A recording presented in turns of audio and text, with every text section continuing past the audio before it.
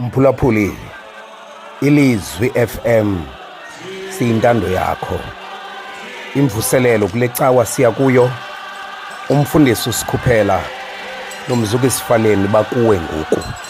Sikwingxoxo kwincwadi kaJohane phakathi koMaria, uMarta kwakunye noYesu.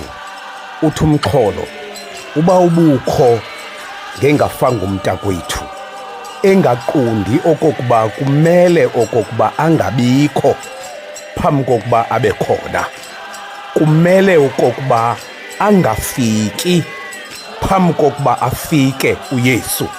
Hlangana nathi ke ngentsimbi yesixhenxe ukuya kwintsimbi yesithoba kule cawa.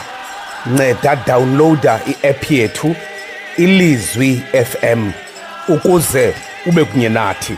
Mphulaphuli, ungaphoswa kuba siqala na unyaka ngelithi kumele ukuba kunyaka opheleyo ebengafiki kuba eza kufika. Uza kufika ngoku ngoba ebengafikanga. Ilizwi FM siyintando yakho.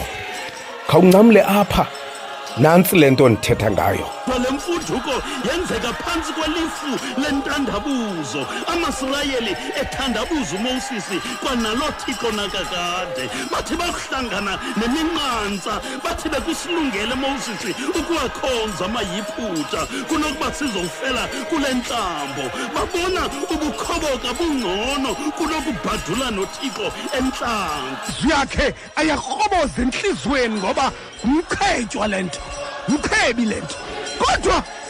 Kodwa qhubekeka, ubomi bude bona.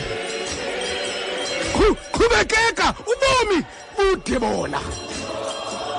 Esikutshoyo nje oba Delila kheba uSamson kodwa ngokaThixo lo mntu.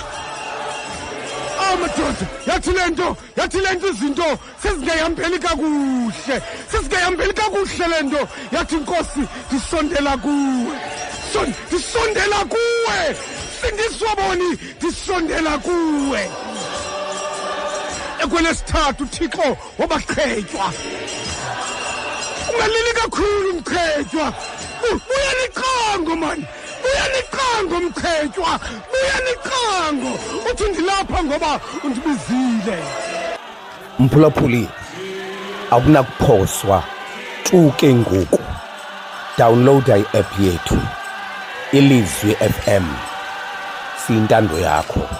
Sikuwe ngoku ngentsimbi yesixhenxe ukuya kwintsimbi yesithoba kule cawa siya kuyo.